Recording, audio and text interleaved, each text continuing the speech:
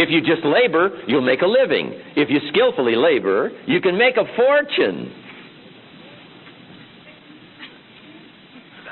If you're interested, I know a lot of people aren't interested, but surely you are. You wouldn't have parted with this kind of cash in this kind of time.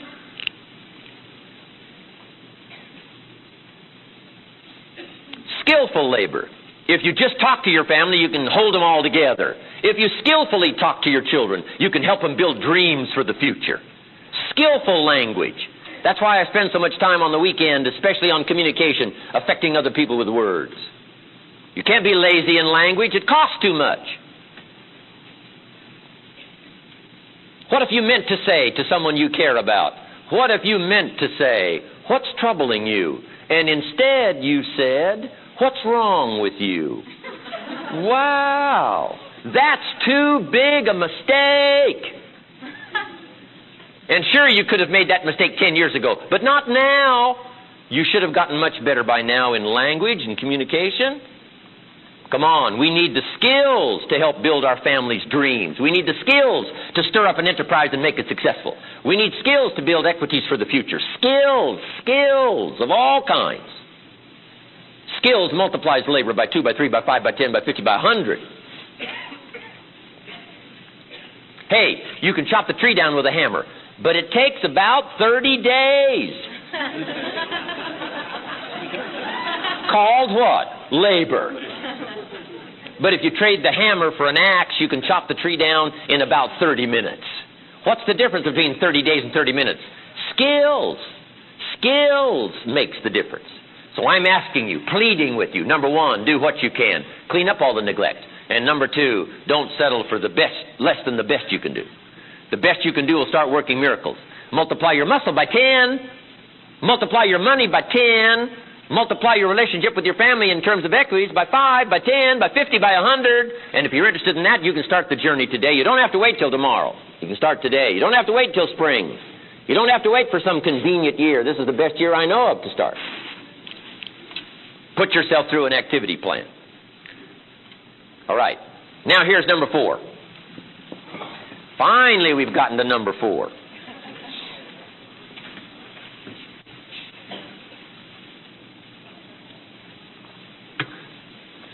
Number 4 of the 5 major pieces to the life puzzle. I call it results.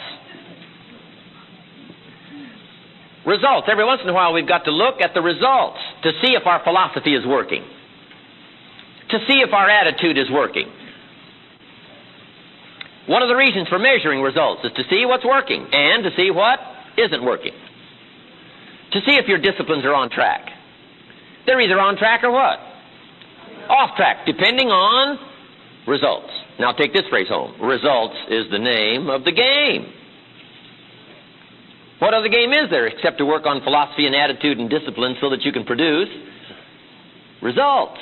What is the reason for the seasons? To see what you can do with them. Why the seed and the soil and the sunshine and the rain and the turn of seasons and the miracle of life? Why all of that? Here's why all of that. To see what you can do with it. Results. Now here's all life asks us to do concerning results. Here it is, simple phrase. It's one of the best I got for the day. Life only asks us to do this. Make measurable progress in reasonable time. Just jot that down. Make measurable progress in reasonable time. That's what life asks us to do.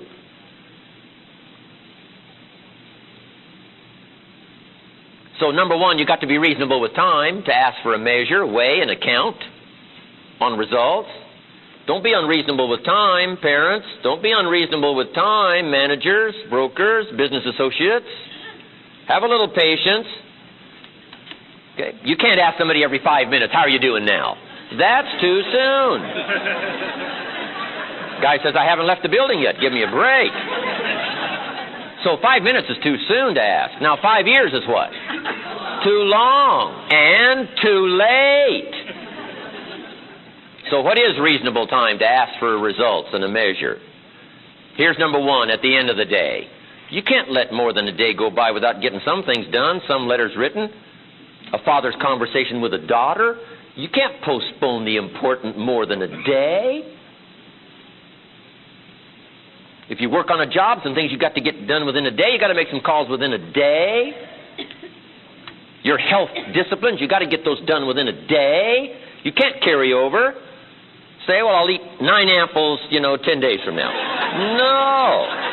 It's an apple a day. A day. Some things you've got to get done within a day. So 5 minutes to midnight, you haven't got your apple yet? Munch away. Get it done.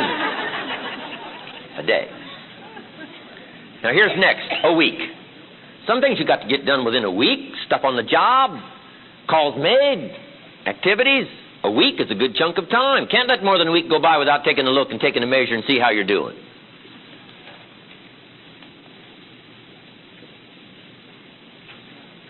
John joins this little sales company. Supposed to make 10 calls first week just to get acquainted out there in the marketplace.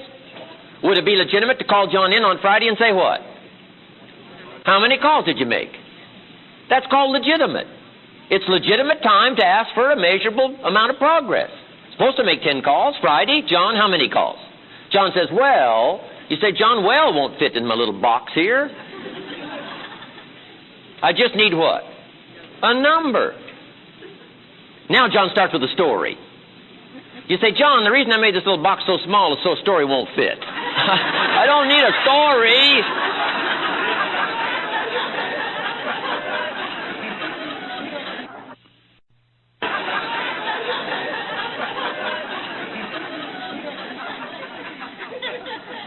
I just need what? A number. Now here's one of the better phrases to take home. The numbers tell us the whole story. On you, personally. The numbers tell us the whole story.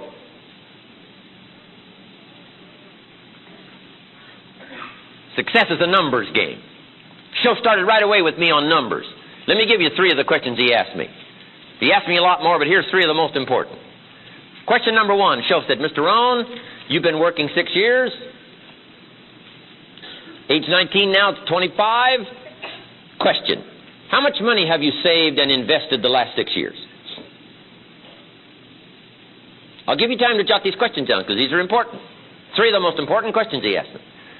How much money have you saved and invested the last 6 years? And I said what? 0. He said, who sold you on that plan? I said to myself, my gosh, the man's right. I'm a nice guy and I love my family, but I bought the wrong plan.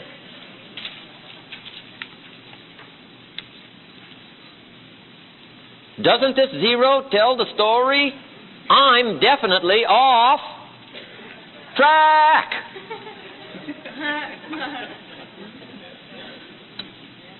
Second question. Show said, Mr. Rohn, you want to be successful and powerful and sophisticated and healthy and influential, a hero to your family. Question, in the last 90 days, how many books have you read? Invest in the miracle of your mind. Give you ideas to ponder. Fashion your future with meticulous care. How many books have you read in that process the last 90 days? And I said what? 0. I said, yeah, but you don't understand. These negative relatives are putting me down. Those Democrats have got things messed up.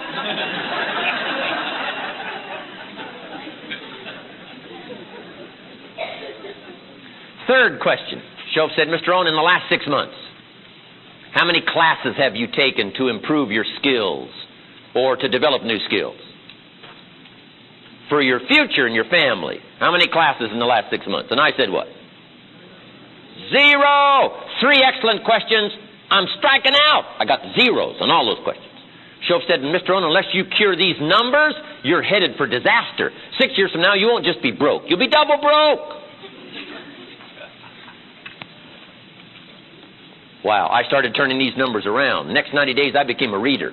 I started taking some classes. I started investing in my library. I started putting my money away. I started a brand new financial plan, which I'll discuss with you in that next seminar, how to become financially independent. I'm telling you, numbers tell us everything. Success is a numbers game. We demand it of our children. How many years do you want your child to spend in 4th grade? Approximately. What? About 1. You say, well, If they're nice kids, would you give them 3 or 4 years? You say, no. It's not a beauty contest, getting ready for the world, making your way financially, socially, personally.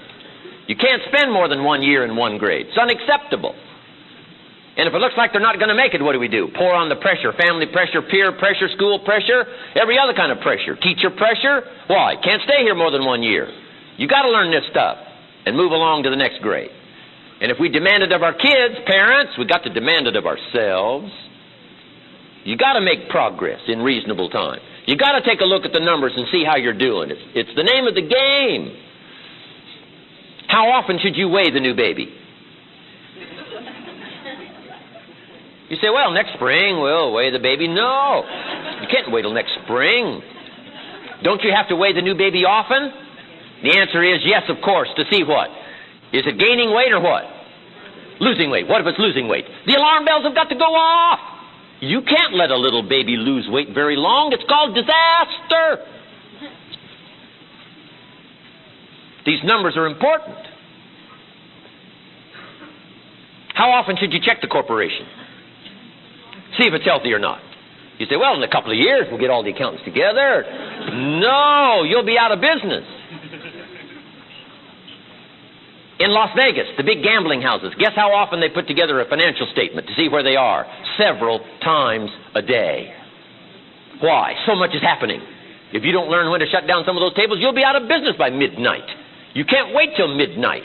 You can't wait till tomorrow. Tomorrow's too late. You got to know the numbers. What is your cholesterol count? You don't know and you don't care. You've just got your fingers crossed for the future. We better come get your family. Take them to safety.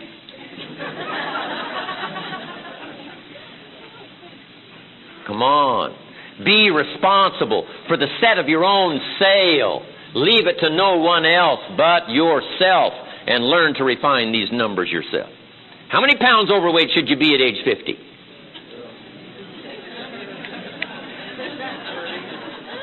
John says, well, I got big bones. Well,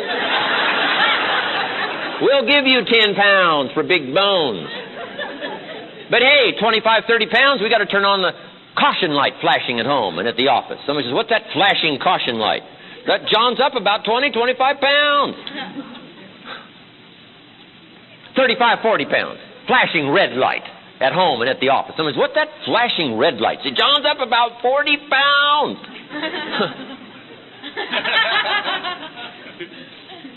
50-pound siren. Someone says, what's that siren? Said, John's over 50 pounds. I'm asking you to take charge of your own life.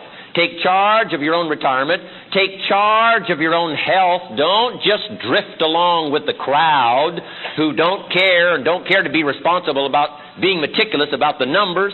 Some of these numbers have got to be coming down like your cholesterol. Some of these numbers have got to be going up like the number of books in your library. And don't be satisfied until you've looked at all your own numbers and be responsible. Don't wait for somebody to come along. Fortunately, I had somebody come along at age 25. But what if nobody comes along? You got to be responsible yourself. Seek out the information. If you search, you can find it. Motivation. Here's what's really important. Self-motivation.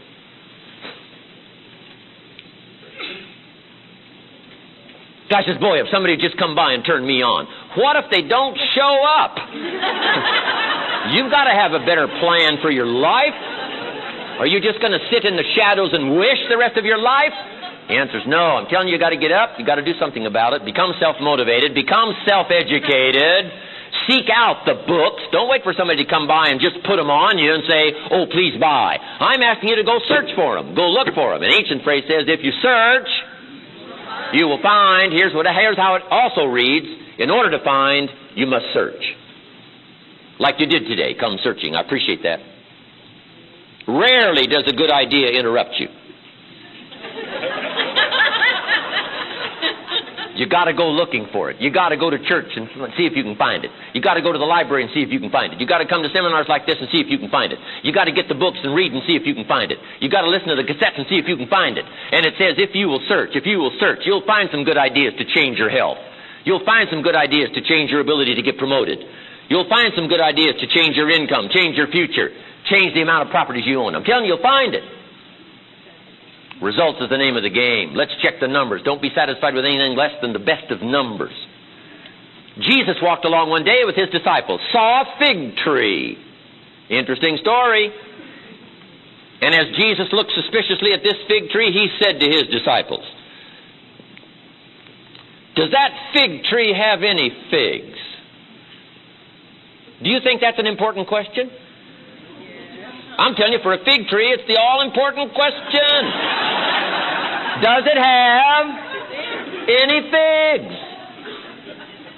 His disciples said to Jesus, "No, sir, of all the trees you were to pick, this particular fig tree does not have any figs." The story said Jesus lost his cool. One of the few times he lost his cool. Why? I think to make a point. A fig tree without figs, it is unacceptable. Jesus swiftly said, "I suggest if that fig tree doesn't have any figs, I suggest you promptly take it out." And he added, "Why let it take up the desk? I mean the ground."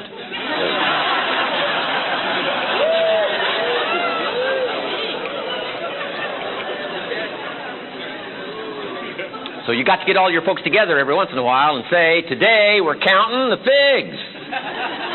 What for? To see who gets to stay. Why? It's the name of the game. Ancient story said a master had 3 servants, and he gave them talents. One of the most extraordinary stories ever recorded. The story of the talents. In those days, a talent was a measure of gold, or it could be money, or any value. And he said to his 3 servants, now in those days it was not a servant like we would consider a servant, but a caretaker. And the master said to his caretakers, "Take these talents, these values, and see what you can do with them. I'm off on a journey. I'll be gone for a while. When I get back, we'll go over the numbers."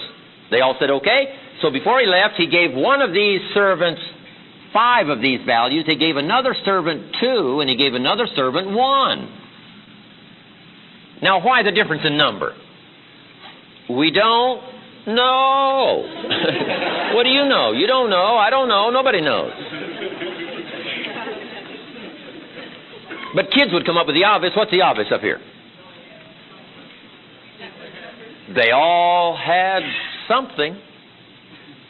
There were no zeros up there. And I got to say that to this audience this afternoon. There's no zeros here. You wouldn't have gotten this far, showed up, parting with your cash and your time. Everybody here's got something. Doesn't matter whether it's 1, 2, or 5. Who cares as long as you got something to work with? I usually take the simple approach. The obvious is best for me. The guy says to me, "Well, this happens to me, and this happens to me, and all this goes wrong for me. How come all this happens to me?" I say, "Beats me." All I've been able to figure out is those kind of things always happen to people like you. What do I know? I'm no genius. But here's what I do know based on my own experience. If you will change, everything will change for you. Don't keep crossing your fingers and hoping the wind will change.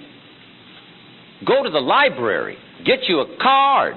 Find this little book, Richest Man in Babylon. Attend more seminars. Buy more cassettes and more books. Attend more sermons. Listen to more dialogue. The lyrics of songs. Get yourself better educated. And I'm telling you, you can change anything you want to change. If you'll change, it'll all change. If you change, your ability to be promoted will change. If you don't change, it isn't going to change. You'll have to be satisfied with the same problems you got today over the last 5 years. They're going to continue the next 5. But if you'll change, it'll all change. So what the numbers? Here was the master's instructions. Whatever I gave you, see what you can do with it. When I come back, let's have an accounting. Story said he went away, came back from his journey, and he got the 3 together after he got back and said, "What happened?" This servant said, "I turned the 5 you gave me into 10. How about that? How do you go from 5 to 10? It's a miracle. Master said what? Good numbers. 5 to 10. Then he asked this servant, "I gave you 2. What happened?" This servant said, "I went from 2 to 4. Now, he didn't go from 2 to 10, but he at least went from 2 to 4. Here's what I've got to ask you to do in all maturity, since this is a fairly mature audience. In all maturity, someday you've got to put together your at least list. How can you live with yourself by the end of the year unless you at least what? At least, next year, at least, to have the admiration of your family, at least, put together your at least list. Don't let yourself off the hook with less than you can do, less than you can perform. You don't have to go to 10, but if you got 2, you got to go to 4.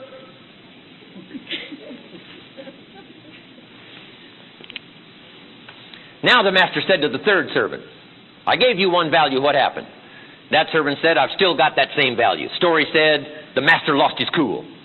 Took a page out of Jesus' book. Why? I think to make a point, 1-to-1, unacceptable. In fact, the master said in his rage, take that value away from this person and give it to the one that's got 10. Now, why do that? We don't know. What do you know? You don't know. I don't know. Nobody knows. Here's all we know based on experience. It keeps happening. That's all we know. Now, kids would come up with the obvious. They'd probably say, well, that's probably the best thing to do. Why?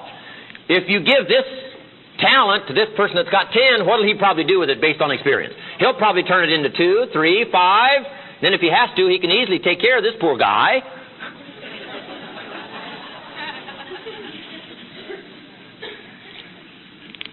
We've all learned, haven't we, the wisdom of an ancient script. Here's what it says. Whatever you don't use, you lose. You're not entitled to it anymore. You got gifts you don't use. You got brains you don't use. You got strength you don't use. You got intelligence you don't use. You got some drive you put on the shelf, not using anymore. I'm telling you, you're going to lose.